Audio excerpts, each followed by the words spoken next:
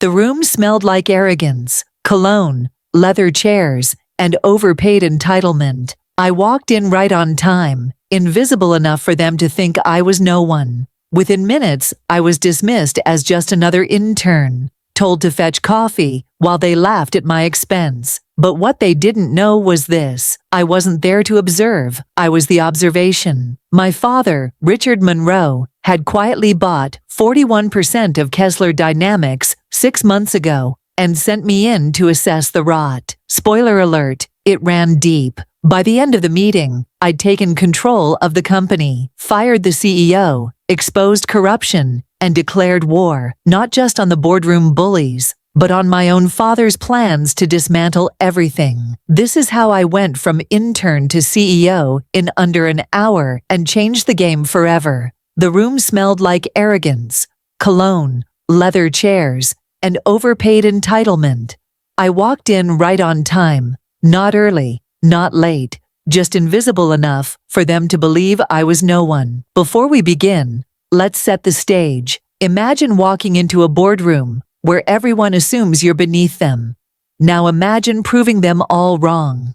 My heels clicked against the marble floor as I entered the executive boardroom of Kessler Dynamics, a company known for its ruthless board and even crueler CEO. Dressed simply in a black blazer, hair tied neatly, no flashy jewelry, I carried only a clipboard and the calm demeanor of someone used to being overlooked. "Meeting's about to start," barked a voice behind me, dripping with superiority. "You lost, honey?" I turned slightly. Garrett Langston, VP of Product Development, leaned back in his chair like he owned the place. His Rolex gleamed too brightly, his smirk too confident. Before I could respond, he snapped his fingers. Yes, snap them. "Be a darling and fetch some coffee, will you? No cream, 3 sugars. Better hurry. The meeting starts in 2. The room chuckled, not a genuine laugh, but the smug kind that says, "We know exactly where you belong."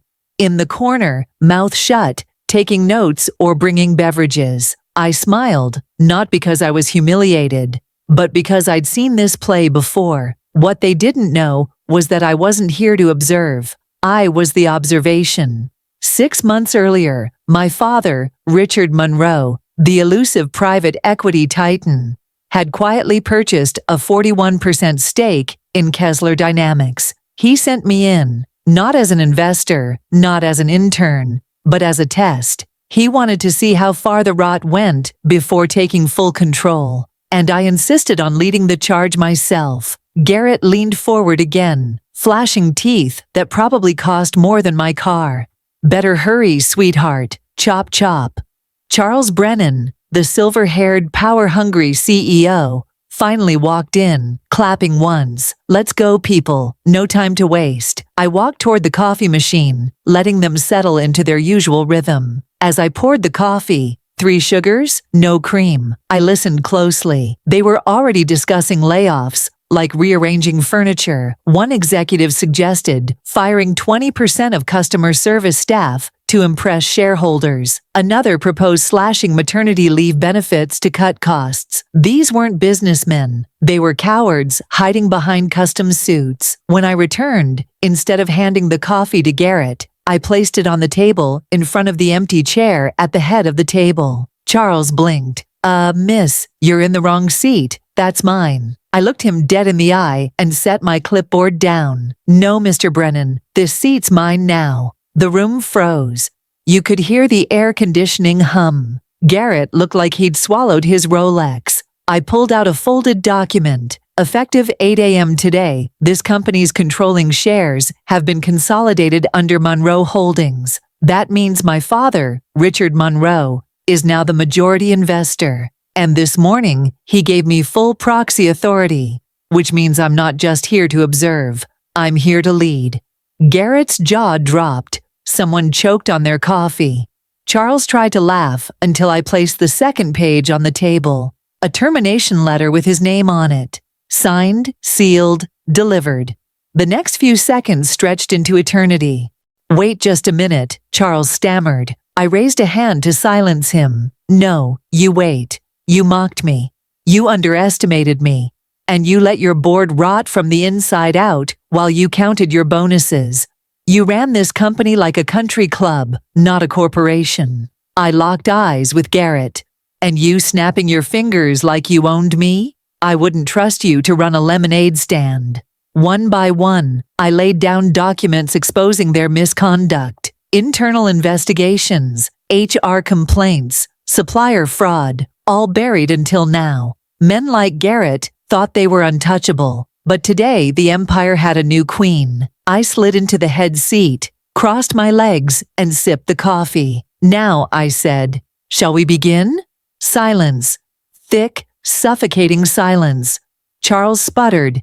You can't just fire a CEO like that. There's process, contracts. There are contracts, I agreed, flipping to the 4th page in my folder. Until you voided several fiduciary responsibilities outlined in Clause 3 of your own employment agreement, manipulated earnings reports, approved vendor kickbacks, violated labor laws. I tapped the paper. Signed by legal, approved by the board, delivered by me. Garrett stood so abruptly, his chair screeched across the floor. This is a joke, a stunt.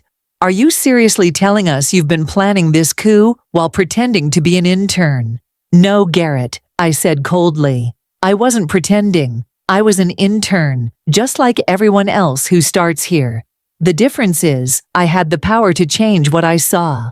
And what I saw was men like you.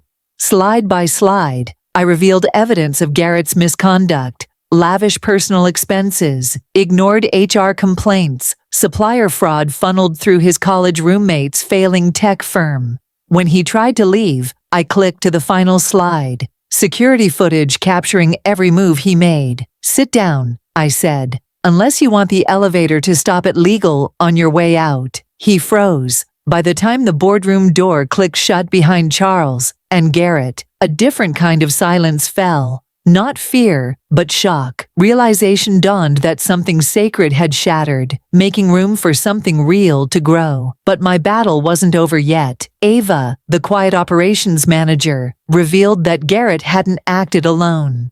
Talia Gwynn, the polished chief strategy officer, had orchestrated much of the corruption. When I confronted her, she didn't flinch. I built this company, she whispered. Not Charles, not Garrett, me. And in doing so, I shot back. You buried ethics, enabled abuse, and destroyed lives. Her smirk never wavered. Power is subtle, Emily. It compromises you in small doses. By the time you realize you're standing on ash, it's too late. She left me reeling, but determined. That night, I uncovered the truth. My father never intended to save Kessler Dynamics. He planned to gut it for parts, selling off the land and dismantling the legacy. The next morning, I faced him in the boardroom. You lied to me, I said. I gave you a job to do, he replied. No, I countered. You gave me numbers. I saw lives. With the board's emergency vote, I took full control, declaring independence. Not just from the corrupt executives, but from my father's vision. By noon, the press release went live. Kessler Dynamics would remain intact, rebuilt from the ground up.